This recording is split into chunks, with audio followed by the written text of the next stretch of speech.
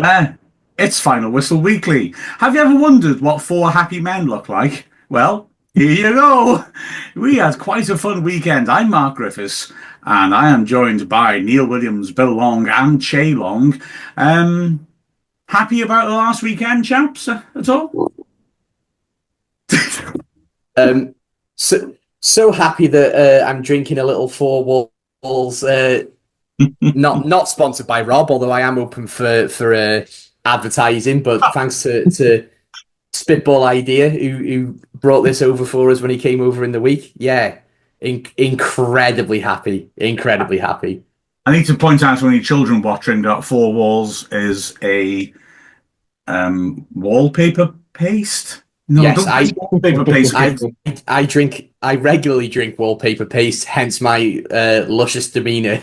That's right, absolutely. You look like you've got wood chip written all over you. That's all I think. Well, it's funny you say that because I did have wood chip written all over me when I moved into this house and had to strip the walls. But we're not here to listen about that. But yeah, I've still got PTSD. Shaking adhere to that. Yeah, horrendous. And Neil, what do you think of the atmosphere on Saturday? Atmosphere was superb, guys. When they, as I said, it's the best I've seen at the racecourse for many, many years. Oh, it was just bouncing. The only time I've kind of atmosphere you'd expect in a circus, guys. Sending the clowns. Oh, we're already here. Yeah, the only time I've experienced a bad atmosphere was at Elton John's wedding, but And Chay, how are you going? I've only just recovered, to be fair. From Elton John's wedding, or from Elton John's wedding? Yeah, no. We did take a minibus. I've only just recovered from the weekend. To be fair, it didn't help that I carried on and had a good few drinks for the women's game as well. So yeah, that's another thing we'll be talking about today as well. Yeah, if any kids are watching, stop watching. I think that's probably the best thing I can say. Oh dear. So there you are, the debauched intro that we were all dreaming of. After this, we'll talk about some good football. This is Final Whistle Weekly.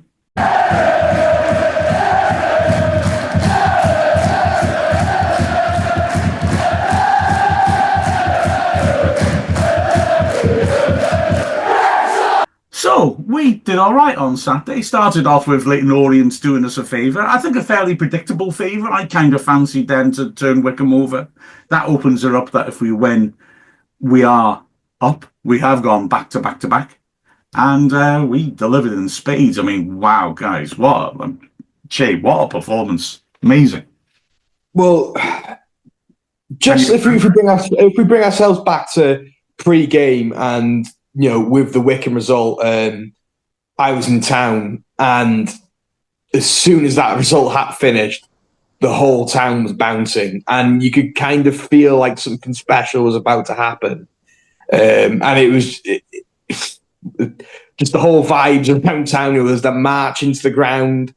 The pubs were absolutely bouncing. The pre-match in town itself, it was like something. It did feel like something special was going to happen, didn't it? Oh wow! Best experience pre-match, guys. Yeah, I'd say so. Wow. Up there at Boreham Wood, definitely. I mean, for me, I wasn't in town for the game. I sort of I couldn't watch the Leyton Orient game. I just couldn't. I was just sort of like, I've not watched a single Wycombe game other than when they played us this year. I couldn't be the jinx that then watched them stick 2 or 3 past Leyton Orient. That's how I felt. But I walked into town, obviously, after the result had happened, and it was just like, as soon as I got near Bellevue Park, it felt like I was walking into a jungle rather than a park, because everyone just seemed to be really up for it. There was people everywhere, and there was saw a few sort of Charlton fans walking around, and I don't think they really quite knew what had hit them a little bit. Not that they weren't buoyant themselves, but it's not often you go into a place that's expecting a win, Neil. Not like that, anyway. No, definitely so. I mean, I wasn't in town until beforehand, but I saw a few videos in pubs, and I thought they were celebrating like Wrexham goals. But to see Wrexham fans celebrating the Orient goal against Wycombe was sublime, and it put it on a plate that we could win it on Saturday against Charlton, and we were up. And I know that's easier said than done, but that's all the team had to do, and guys, they didn't let us down one little bit. Well, how did it feel for you two? Because covering games last season, we've all done big games, but when you're covering a match and working it, you're kind of in your own bubble, aren't you? It's a little bit of a different experience, isn't it? Because you don't get the pre-match festivities because you're obviously working, aren't you?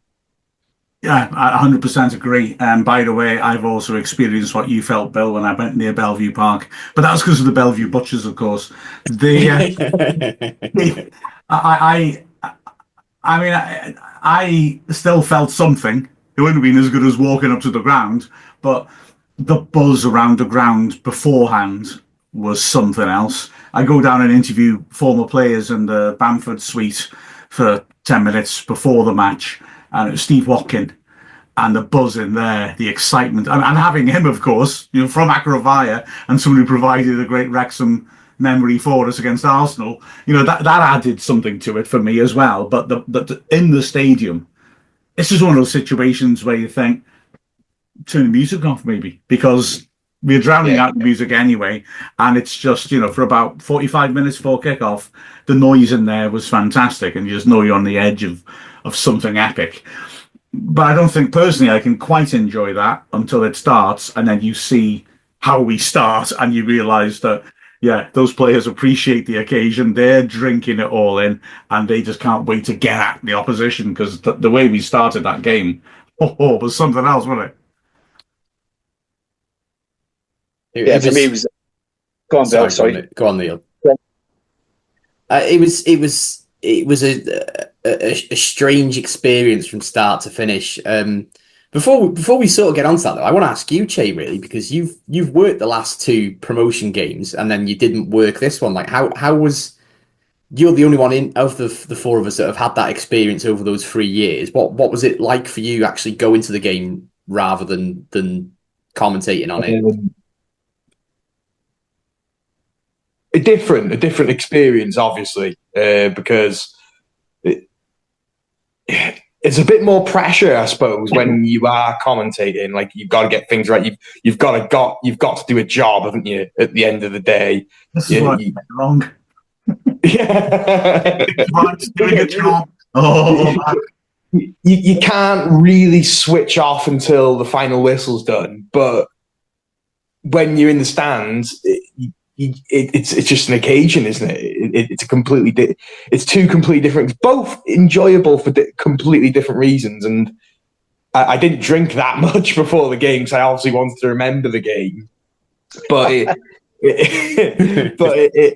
it was two very different experiences. Each three of the promotions were actually three different experiences. But yeah, like Mark said, the way we started the game, which I think spoke boundaries to how it was going to finish. And to be honest, as soon as that, and I know it sounds ridiculous now, I was a bit like pre-game, I was saying to everyone, 1-1, that'd be a great result. We're playing a really good side.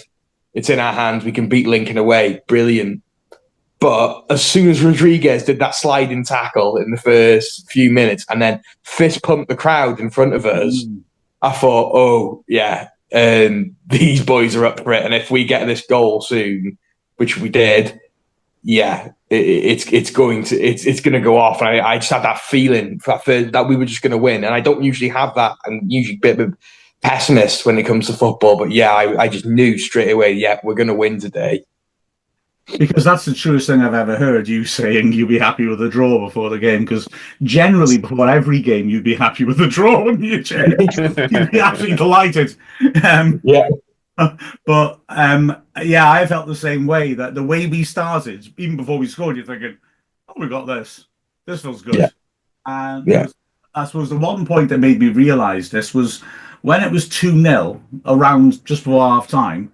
When I thought they did quite well last 10 minutes of the half to not to get on top, but to stop the chaos because until that point, it was heavy metal football. It was us getting in their last third, and then they were rushing everything, and they were panicking, and we were forcing the stakes and stringing together nice, fast passing movements, and they couldn't cope with it.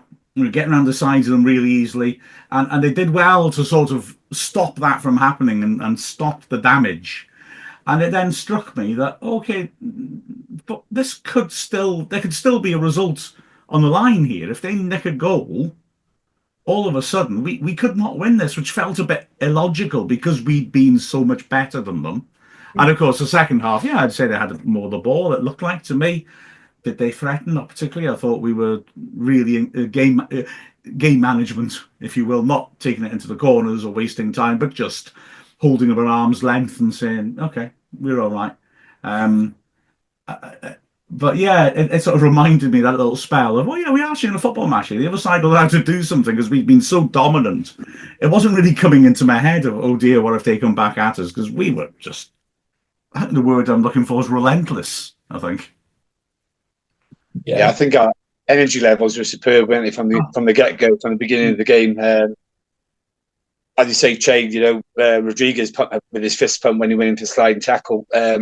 McLean did something very, very similar, went in for a sliding tackle, and he was getting the crowd up behind him, and you just feel the energy coming from the players, and they wanted to win that match on Saturday, and they wanted to go up in front of the home fans yet again, which was great to see. I think, as you said, Mark, they took over the last 10 minutes, but that seemed to happen after their goalkeeper went down injured for a little while, which slowed the game down a bit, and then they took a bit of control from then. We were suspicious whether that was deliberate or not. And certainly they seemed a bit better having had a breather and a chance to pull themselves together. Yeah, I'm glad you're talking about Rodriguez, you guys, because I don't like the way some people have been towards him when I think he's been doing a good job. I think anybody who's critical of Rodriguez's performance on Saturday needs to have a good hard think, because the quality and work rate across the board was outstanding. But those two strikers, goodness me, I mean, they never gave the Charlton defenders a moment's rest, did they? They were just constantly harrying them, running in behind them, causing them all sorts of problems, wouldn't let them settle on the ball. It was just non-stop from us. Brilliant, I thought. It says a lot, Mark, that, again, I know I'm a bit of a bore with who scored and bringing it up all the time, but looking at the stats, Smith and Rodriguez scored pretty highly at 6.6 for Rodriguez and 8.9 for Smith, but their two centre-backs didn't have, below 6 ratings. Gillespie actually had 7.3. So it shows how well he's done on the day to have had 3 goals go past him and still have a 7.3 rating. Like, that's actually ridiculous, isn't it? It's not statistically, again, it's the eye test, not the stats and all that sort of stuff, but he's... What's that, sorry? No, go on. just shows that even statistically that their back four didn't have a bad game. They were just outfought and outthought, weren't they, for 90 minutes? And I feel a little bit, guys, I don't know about you lot, but I'm almost like, I feel like in a couple of weeks I'm going to hit a period of mourning, because I don't think I'll ever watch a better game of football ever again in my entire life. That's from the atmosphere to the stakes to the way we played from top to bottom. Honestly, I get a bit emotional thinking about it. That is the peak of what being a football fan can be. Well, the quality goals as well, Bill, was superb. Oh yeah, just every single goal was brilliant. Every single player was brilliant. We didn't put a single foot wrong, really, for 90 minutes. The crowd were absolutely amazing against opposition that you'd probably argue, of the 3 promotion games we played, they were the best opposition that we've come across by some distance. Yeah. They're the most informed team, apart from Birmingham, in the league for the last 3 or 4 months. It was just perfect, wasn't it, Chay? It was just absolute perfection. Yeah, it really was. Because this is a real high caliber team, a team that I'm probably going to stick my neck out and say they're going to win the playoffs. they seem very well equipped, and defensively very, very good as well. We made them look very ordinary. I was actually listening to a Charlton podcast this week, one of the ones their commentary team runs.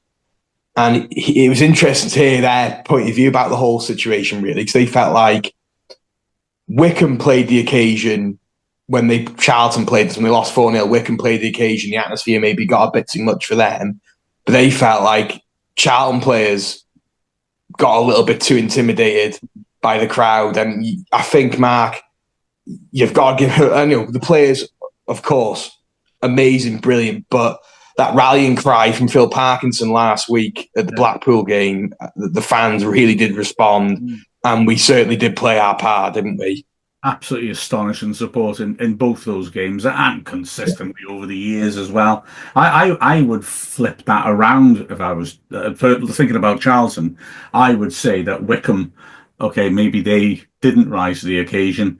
We rose to the occasion to the extent that Charlton couldn't deal with it. Because I think bottom line, I think Charlton are very good. I do think we're better. And I think that us being better and rising to an occasion, they just weren't able to deal with that. I don't mean any disrespect to them, but we should have won at Charlton. It wasn't for a very poor penalty decision in the 97th minute. And yeah, we were just exceptionally good, weren't we, I thought. Going back to your point, Bill, about those who scored marks. I mean, so you've got to remember that they're based on statistics. I'm not saying that's a bad thing at all. But, Gillespie, I thought played well, trying to hold together a defence that was creaking. And he made, when I went to the final whistle, I was making my notes watching the game again and realising that every time there was a last-ditch moment where we looked like we were going to score and didn't, it was him who was making the challenge. So that's also boosted his marks up. But to be fair, I think that's defining a good performance by him, isn't it? But yeah, I was really happy for Rodriguez and Smith. Both goals are great, but that first one, for me, that's bookend to Mark Hughes' scissors kick at the other end now, as far as I'm concerned. What a goal. And then Rathbone. What a beautiful man he is. Oh, goodness me. Great, isn't he?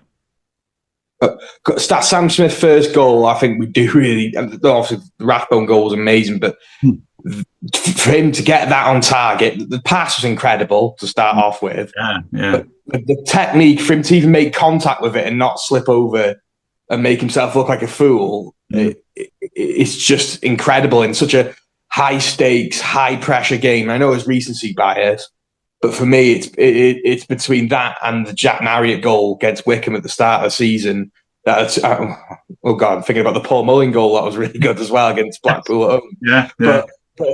But for me, that one, because of how big the game was against the opposition, it killed off the game for me. That second goal before, the second goal in the first half, Neil. It was just incredible, wasn't it? It was just superb, and three great goals. Rathbone well worked, and it was nice to see something different from a corner. To go short, then play to Rathbone on the edge of the box, and he had all the space in the world to put it in the corner of the net. And I doubt we'll ever see a goal like Smith's first goal again in a long time at the racecourse, because they say that the ball in from James was superb and inch perfect. And for it to come in over his shoulder, then for him to turn and actually make contact with that ball in mid-air was absolutely sublime. And like Marky said, I didn't feel comfortable 2-0. I thought, Charlton get one back, which Steve Bainey did just before half-time, but Arthur made a great save down near the post. We still maybe on a bit of a knife edge, but second half, they came out and I thought, we're fine. The players that threw themselves on the line in tackles, put their body in front. Scar, since he's come in from O'Connell, got injured, has been absolutely a revelation. Superb player, won everything in the air. Absolutely brilliant. Every player on that pitch on Saturday gave 100% to win the promotion in front of their own fans, rather than going to make this coming Saturday. They were absolutely superb. I was saying about the best goals, and I was thinking, Steve Edwards' goal of the season. in the past has been won by Mark Carrington's goal at Stoke, which was a very good goal. But I think it's the significance of that goal, taking the lead at a Premier League team in front of that massive 4,000 crowd of Wrexham fans, and then him celebrate. It's that, like you said, it's the occasion that makes that an obvious winner. And although we've scored some fine goals this season, I think you're right. I think that Smith, on an occasion like that, scoring a goal of that calibre, it's got to be a very strong case for goal of the season, I think, to be honest. It's really, really funny where I sit. So Chay obviously sits somewhere different, but has sat in our seats when I've not been able to go or whatever.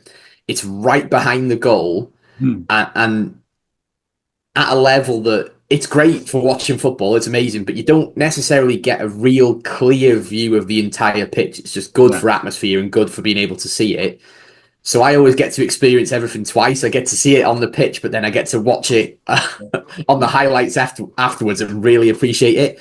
When it went in, I didn't really quite process like what had actually happened. It was such a ridiculous goal. The ball flying over the top. You kind of think, is he going to try and stick his head on this and it's going to go wide? And then before you know it's in the back of the net, and you just can't like you lose yourself before you can even really quite understand what's happened. And it's I don't think I've celebrated that hard since maybe Tom O'Connor's goal against Sheffield United was the last time I really went that wild. It was similar sort of atmosphere to that, wasn't it, Mark? Really, that kind of like big special occasion, and the crowd was up for it. Absolutely. I haven't hit such a high note as I did after that Sam Smith goal since I was the lead soprano in a performance Figaro at the amphitheatre in Seville. Wow. The Seville Circus, was it? That's exactly. Yeah. Circus Maximus. That's what we've got. Can we talk about that though for a second? The Nathan Jones call. I've noticed Neil's got that on his on the back there on the wall. Is that a tattoo? Football in a circus. That was the best chant all day, guys. Just what a silly thing to do. Like if I had a manager that ever made a comment like that about another club before the game, you'd think, oh, here we go, we're going to lose this now. I don't think Parky didn't need a team talk, did he? No. I don't think he didn't anyway. But I think that the fans might have been a bit more nervous if that hadn't happened, because that chant just got everyone going, didn't it? Yeah. Sometimes in big games, it's difficult to get everybody going because they're so nervous. But you introduce something funny like that gets people going because it can sort of relieve a bit of the pressure. And all of a sudden, you've got 12,000 people singing a song that might not have happened if he hadn't made that comment. Just completely galvanizes, didn't it? He wrote a song for it. I was looking at by an opposing manager. It's astonishing, isn't it? I was lucky to be on the standing platform behind the goal in front of the temporary cot, which they part disabled. But there was 6 camera crew there from Australia filming. And this was their first game. They were fair enough, they were Wrexham, but they went absolutely bananas. They'd said they'd never experienced an atmosphere, a game, goals of top quality as they had at Wrexham. And the downfall is they were going to Liverpool the next day. We stand comparison to anybody, don't you worry. I just felt that I don't think for a second Nathan Jones meant it in the way it came out. I think he's trying to say that, he wants us to focus on a big game, but there'll be a lot of hullabaloo because we're a media-friendly club, and it will be a big occasion. But it was an incredibly unwise choice of words, like you said, that gave us a song. And also, it was funny because was it the Thursday, he tried to retract it. He did, yes. And I thought the way he explained it was correct. I thought, yeah, I believe you completely, right? But then he started saying I was misquoted, and I said, well, don't keep talking, because you weren't misquoted. The entire sort of that section of the video leads up to him saying it. You can say I misspoke, and that was correct. But don't then start to say, oh, people put words in my mouth, or people misinterpret. You said that. Don't let's say that. let's be brutally honest. He quite literally said, "We've got to go to the circus." There's no other. You can't misquote that, can you? It's like No, but it was like I say. I really don't think he intended it to be taken the way it has been taken, but it was absolutely inevitable that it would be taken the way it was taken because it sounded like he was saying that. So, yeah, as a professional, you don't say things like that. it's just there's no benefit from it. Sometimes you can wind up inside or motivate your own team with certain things you'll say, or the whole Fergie mind games, which I'm not convinced are quite as clever as people make out. But that can't do anything but backfire. I can't see any way that could help. He's just carelessly used a word which is loaded in our context and given us all something, I think, I like that, Bill, to enjoy and to not be nervous pre-match about. We'll probably have to leave that there for now, although we'll have plenty of scope, I'm sure, in the coming weeks to talk about that sort of thing.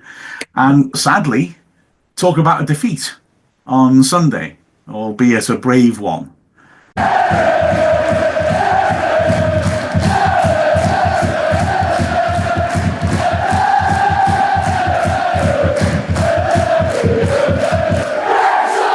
So, jubilation on Saturday. We went for another massive achievement on Sunday and missed out.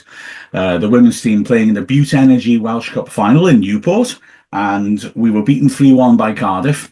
Now, if you've heard what I say about women's football, I'm going to be praising Cardiff for the fact that they're a great team and they're a very decent setup.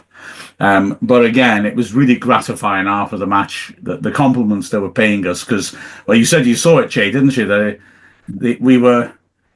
I think Cardiff deserved the win because, to me, they're an experienced team and they know how to turn up at big moments in tight games, and they did that really well. But on another day, that could have gone very differently, the players were gutted, but I was very, very proud of them afterwards.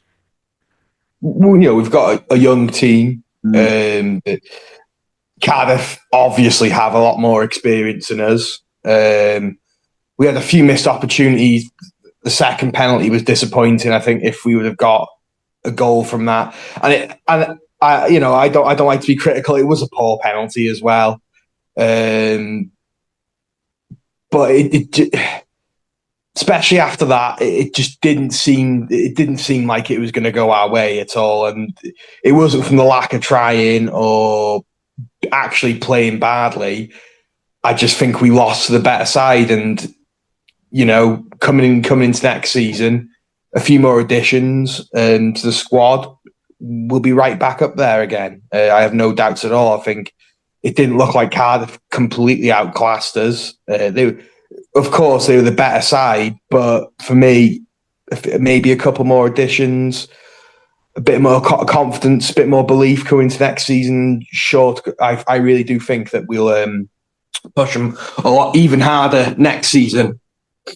I totally agree. I thought we still had chances after that. I mean, poor Eva. She doesn't need to be told it wasn't a great penalty, does she? As we all know, but I felt so sorry for her. She's Wrexham through and through, and I was really gutted for her. Obviously, if that goes in, it's 2-2 of half an hour to play. About 4 minutes later, Lily hits the bar, and then the bounce stops Indon from scoring in front of an open goal because it bounces at the one height where she's going to have to take a touch.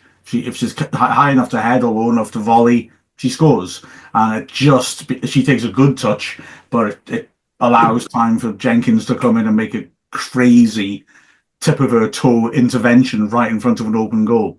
I've got to say that pitch was not good. It's rugby ground, and the bounce to take it up to that height, if you look back at it again, it's like that test match was it Jamaica? Oh, it was Barbados, wasn't it? Where they had to abandon it after half an hour because the pitch was uneven and the West Indian fast bowlers were just bowling crazy stuff and it was flying in the batsmen's heads when it was pitched up.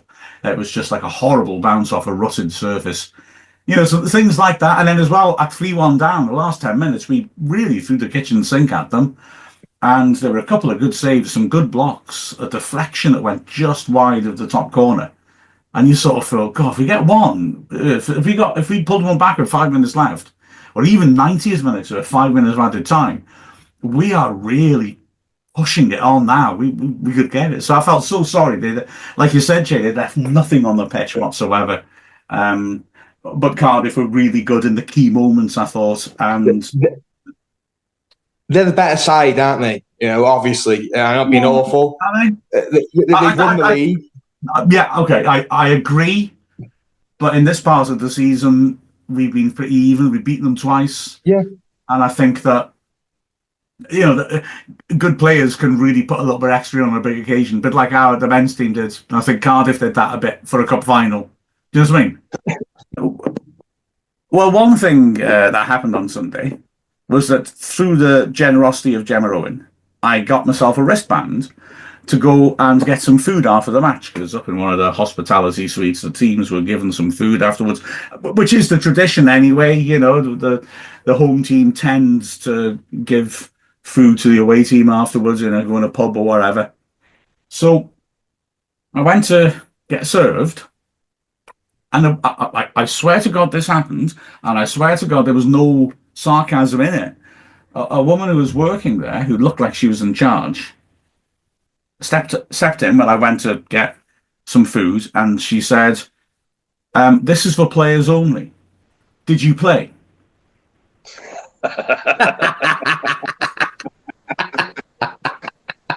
And I was sort of thinking, if I say yes, will it work? Because the fact she asked the question, means she thought I played in the Women's Welsh Cup final.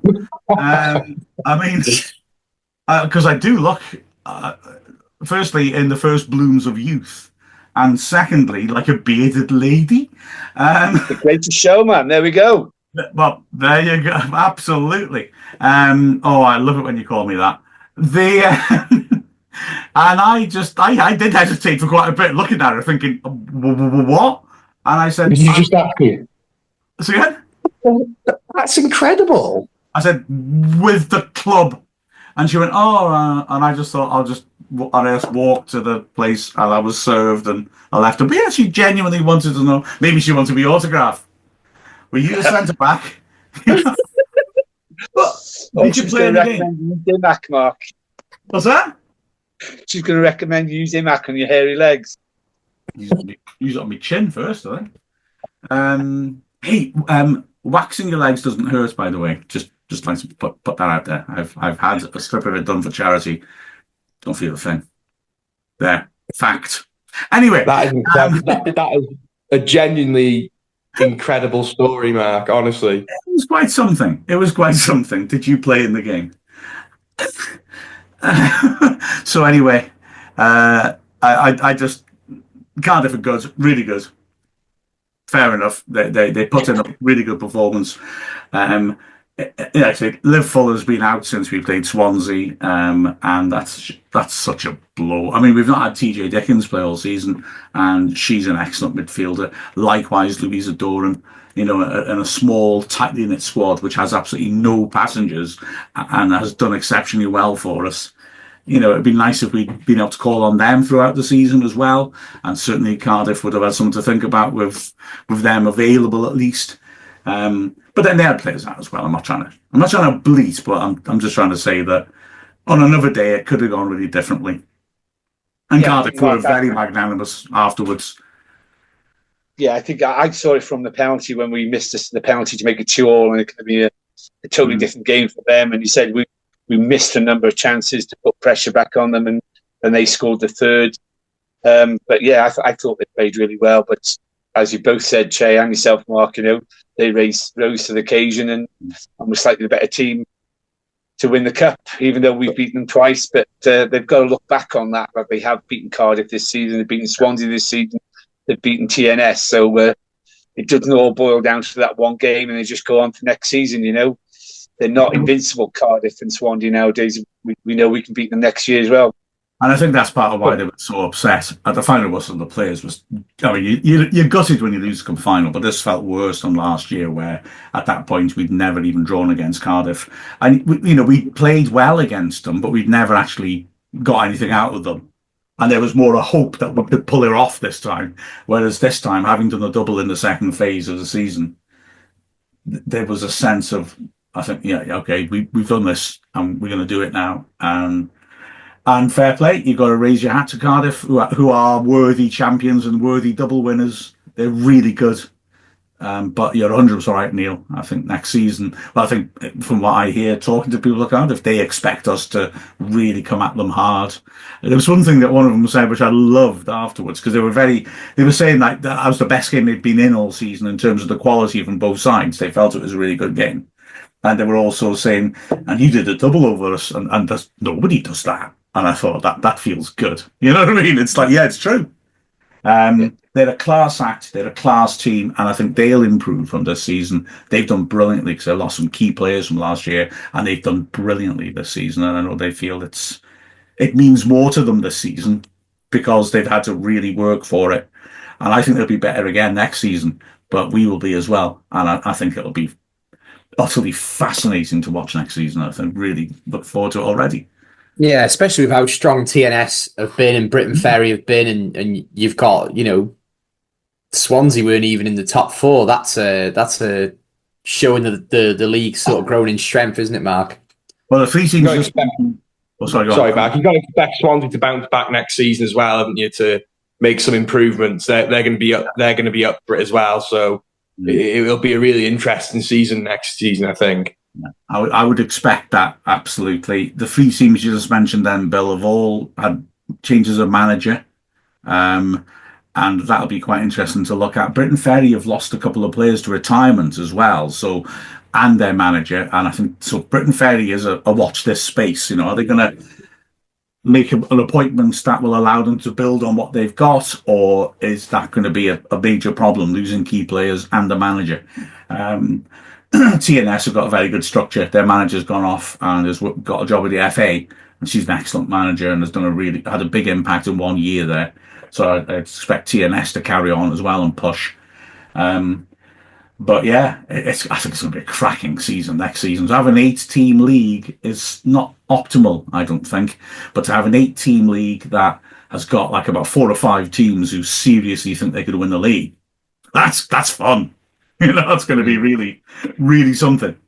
So I'm looking forward to it, man. Only 4 more months to wait. Come on. And we got to remember, guys, that the Wrexham will be playing the Swansea men's team as well next season as well. So it's another thing to look forward to. Not the Cardiff team. Not the Cardiff. Well, Eagle Live. They were relegated. Yeah, I know, Neil. I know. Good Lord. First time since 2001 we're going to be in a higher league than Cardiff next season. Wow. Nice, crazy. Isn't it? Yeah. So, with that, let's take a little break and then we'll talk about the people who put us in that glorious position and who should be player of the season and young player of the season.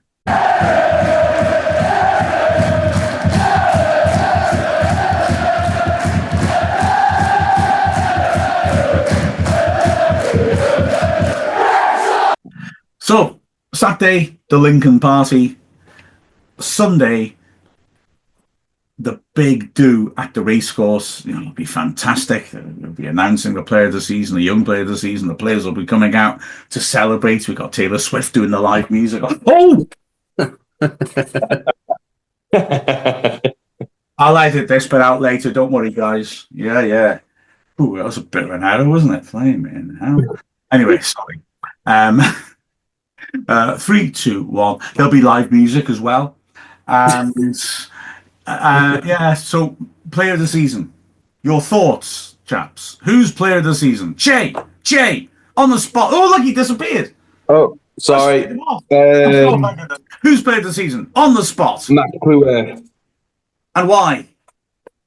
The goals he's contributed, and we've got one of the best defences in the league, and he's extremely young talent as well. Yeah, Max Cleworth. Oh, excellent. Bill Long, answer now. I'm enjoying It's Ollie Rathbone for me. He's the exact sort of player that I love watching. Anyone who's sat with me for years watching football always knows I love a midfielder, and he's just epitomizes every single quality of a footballer that I enjoy watching. And he's I was torn between him and Owen O'Connell a couple of games ago, but I just think his contributions against Blackpool and Charlton just sort of give him that little bit of an edge. Although O'Connell's obviously unlucky because he was injured. Can I put it to you, chaps, before I come to you, Neil? Neil, look at that extra breathing space. Can I put it to you, as we're talking about liking midfielders, should Matty James be in this equation? He's class, and his arrival was a genius by Parkinson. Yeah, Matty James is certainly up there, but I think if you talk about Matty James, you got to talk about George Dobson as well, who's completely transformed the midfield.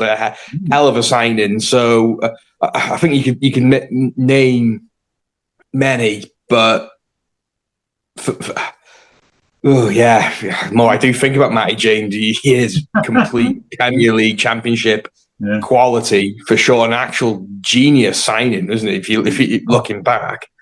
We paid nothing for him. Maybe signing of the season.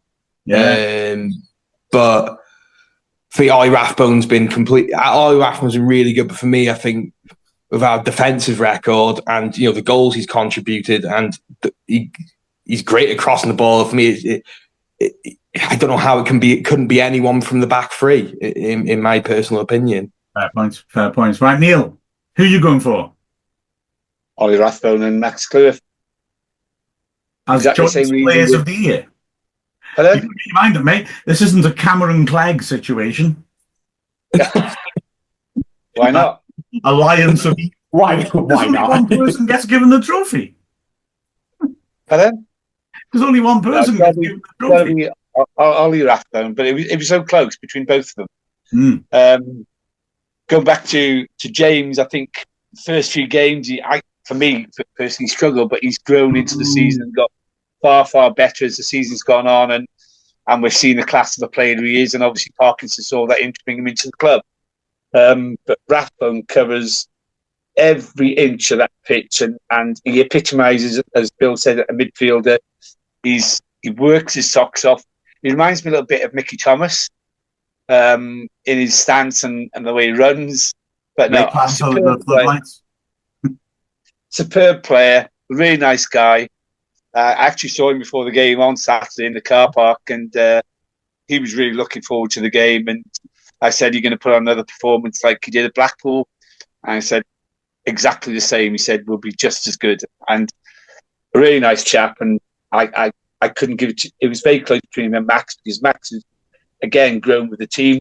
He's the only player that's come through from where we started from, and each season he gets much better. He's a quality defender, and how we've held on to him, I don't know how teams have not come in and made stupid bids for him, but glad he stayed at Wrexham. And Ollie Rathbone.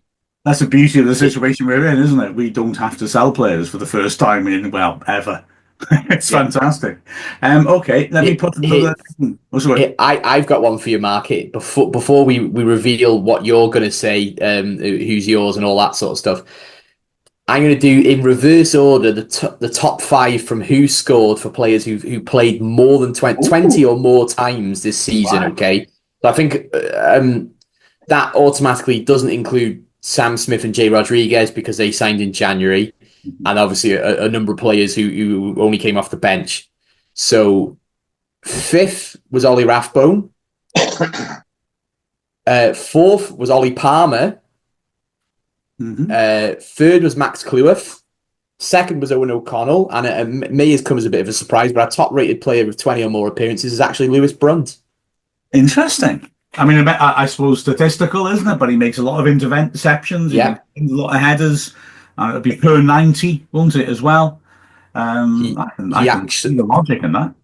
And So in terms of who got the highest amount of man of the matches over the season, Owen O'Connor got 8 man of the match awards according to who scored. James McLean got 4 and Lewis Brunt got 4. So that's probably what factors into a lot of it as well. Just again, I know I'm becoming this stat guy, and I don't want to become that guy. But I just find it really interesting that when you look at that sort of aspect of it, the different light that it shines on what we do. And I think our sort of backroom staff are quite data driven. So when we're maybe questioning their decisions, this kind of thing might be what's informing them as well as what's informing what I'm saying. Sorry, Mark, go on. No, so I don't have access to that level of data, but I would be surprised if there's any centre backs in League One who have more successful carries of the ball than Brunt, because he passes it very well, but he carries the ball exceptionally well. He sees the right opportunity, and when there's space in front of him, he's got speed and he can drive through the lines. I think Brunt will become a legend for us personally. I think he and Cleworth have both got that in them without question. And Brunt's had a brilliant first season. My question to you before I say who I'm going to go for, as if that's some big deal, is when it comes to goals per minute, could you argue Mr. Stephen Fletcher, who is our joint top scorer and has scored a lot of winning goals, is player of the season? Because, all right, that's an unorthodox thing to say. He started 2 games in all competitions. So obviously a player who starts 2 games in the season, winning player of the season, goes against sort of your intuition. But has anyone made more of a difference than him? No, he's scored some crucial goals, hasn't he? Yeah. He's come on and scored some very late goals for us. Yeah. Is it 5 winning goals out of the 8? I think. You know, to go from one point as a draw to 3 points as a win, he's done that a lot, hasn't he? That's 10 points he's got for us right there, isn't it? Yeah. I think he's in with a shout. But for me, as I say, I'm going to sound like a parrot. What's won us the league this year is being so defensively sound. So for me, it has to be one of the back 3 or the keeper. Would you like a cracker? A cracker? I didn't get that. Sorry, Mark. Sorry, Polly. Anyway. Yeah. Chay. Of course, I'd like to go against the grain, so I'm going to say Ollie Rathbone for player of the season. Exactly the reasons you said before. I think he's been magnificent, and I think for any of us, anybody, any Wrexham fan who's followed this season, to select him above the other players we've been talking about who've been exceptional, and some we haven't even mentioned who've been exceptional, shows how good he's been. You know. Now, young player. Well, Okonkwo. It is Okonkwo though, Chay, is only because you've given Max Cleworth player of the season, because surely by default the fact that he qualifies for it means that he should win both. Well, Okonkwo should be recognised. You think should have been the keeper of the season in League One, in my personal opinion. Absolutely. The fact that he didn't get it, and again, I'm going to rant about the League One awards. I think Birmingham have been brilliant this season, but I think their manager winning it, I have to disagree with as well. I'm going to stop. I'm going to stop you there. I kind of don't necessarily disagree, but we weren't saying that when we were in the National League when we did what Birmingham have done to this league. No, it's a different level. They've signed players with Champions League level quality. Okay, yeah, I take that on board, but. We were signing League One players when we were in the National League, and Phil Parkinson rightly deserved the Manager of the Year award when we were in the National League. I think Phil Parkinson has a good shout for League One as well, to be fair. And I think Burton's manager probably deserves it after where they finished after December. You know, for them to stay up with a game left, incredible. Redding's managers at Noel Hunt definitely deserves a shout as well. Listen to the Ask Wrexham podcast that I just recorded and haven't put out yet, because I talked about that, and I feel any of those 4 that you just named would be exceptional winners of it. So I don't have a problem with Parkinson not getting it, for the simple reason that if any of those 4 got it, for me, that would be a good winner. But Yeah. I mean, it is remarkable that Parkinson hasn't won it, but it would be remarkable if Davis, who can equal our 111 points, remember, if he doesn't win it, I think that'd be pretty remarkable too. So, Are they playing Blackpool tonight, guys? as we speak, this is what you listen to podcasts for, people giving you live updates of games that happened 24 hours before you post a podcast. Thanks, Neil. And the exciting exclusive news is that in the match that you guys all know the score of already, it has finished. Oh, man. So it is Blackpool 0, Birmingham 2. So if they win at Cambridge on Saturday, I could put when they win into that sentence. They'll equal our record, but they can't beat it, which is nice because it's a hell of a record to have, isn't it? Best season in the history of football. It's shows an interesting dynamic between what we've done and what they're trying to do as well, doesn't it? You know, that this American ownership model coming in and pumping money to a club that's probably at an artificially lower level than they should be, and bringing them back up by spending a lot of money, but also that you need quality there in terms of the backroom staff, and I think Birmingham have nailed that this year. But we've proven that over 3 years we've done something absolutely incredible. And I think, Chay, maybe you're right that I've sort of brought myself around here that maybe Parkinson deserves it just for the achievement of overcoming the pressure of winning 3 promotions in a row. Yeah. Yeah, I think Parky's certainly in with a shout, and I think a lot of different fans are very dismissive of what any sort of success that we have. But the fact, you know, let's be fair, Stockport in with a shout of getting promoted this season, but they missed out on the double promotion themselves, didn't they? Because they had that one extra season in League Two. They spent a lot of money. Teams spend a lot of money. The fact of the matter is we've gone back to back to back, and I seriously can't see that being replicated anytime soon. I think just for that reason, I know it's not throughout the and we've come second, in all fairness. Phil Parkinson could definitely win it just on that alone, because that we'll change the subject a little bit, but Mark, that's got to be up there with the greatest achievements in English football history, isn't it? It is. Nobody's done it. It's astonishing and to manage that. It's in the top 5, isn't it, of greatest achievements in English football history, and it's just remarkable. It really is. To give it a Wrexham context as well, if we get a draw at Lincoln, we'll have 90 points. Now, even allowing for when there was 2 points for a win, if you convert those and give them 3 points for a win in those seasons, this will still be the first time we've achieved 90 points in the Football League. The only time we've had more than more than what we got now, because this is already the 3rd highest points total we've ever had. Like I say, making that adjustment, where the Andy Burrell season only got 98 and the 1-1-1 season. It's astonishing. We've won, let's make sure I get this right. We've won 26 league games.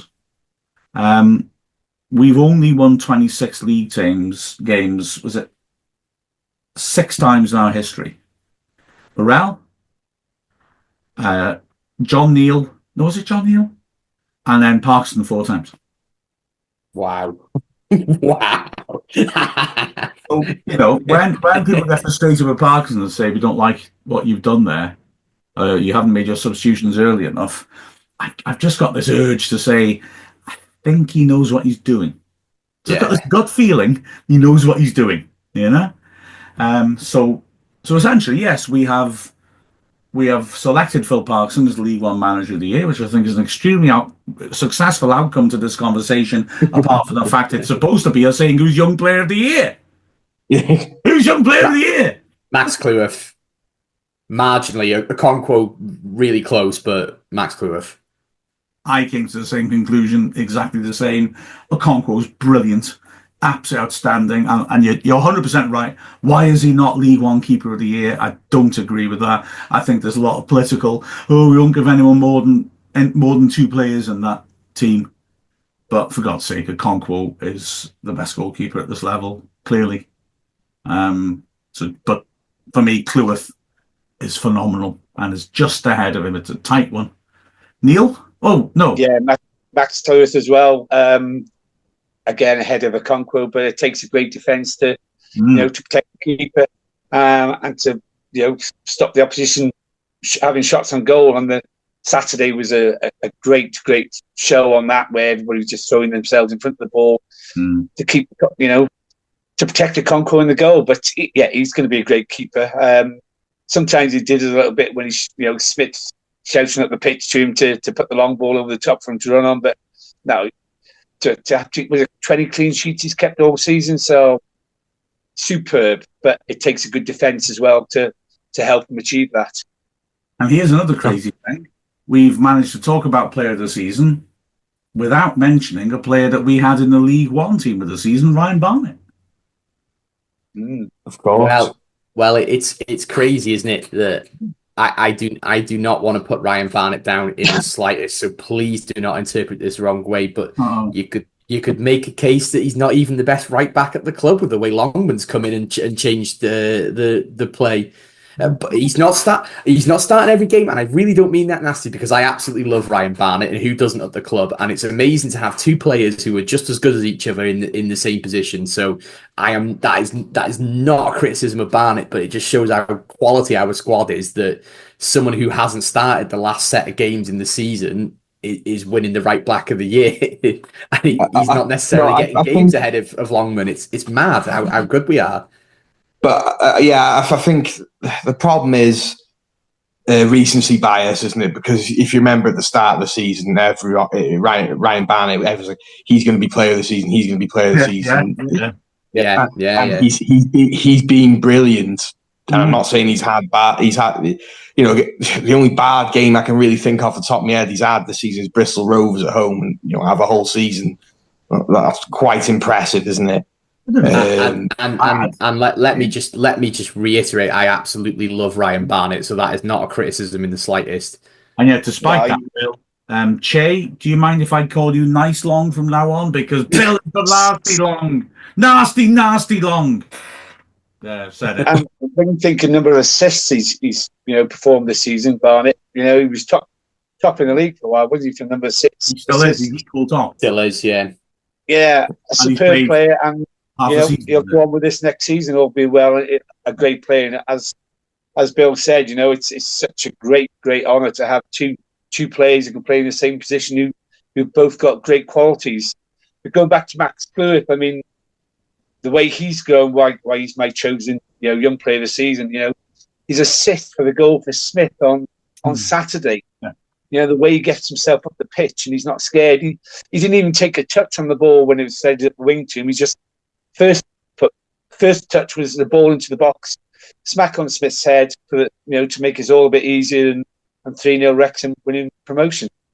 And I feel he could do a good job in any position. That's quite something, isn't it, really? I don't know. Well, we better wrap it up, chaps. Off to Lincoln on Saturday. I don't know what fancy dress should I wear. Am I going to go back? I used to be a professional Jerry Halliwell lookalike, obviously. It was for a local Italian takeaway. I used to walk around dressed like her with a board saying, "Scream if you want to have pasta."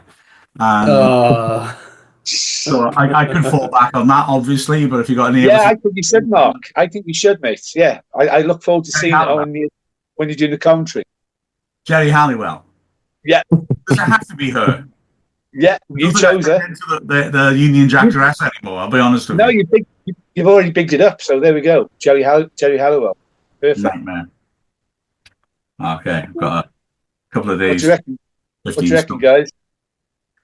I think the pie, Wigan's mascot, but like a Wrexham version. Oh, that's beautiful. I like that. Right, fair enough. I'll see what I can do. I'll talk to my people in the costumier industry and see what I can do. Nice one. Right, let's wrap that up. And then next week, let's have a lovely old time with it again. Pleasure chatting to you as always, guys. Yeah, cheers, guys. Thank you very much. Cheers. Cheers, guys. That was Final Whistle Weekly.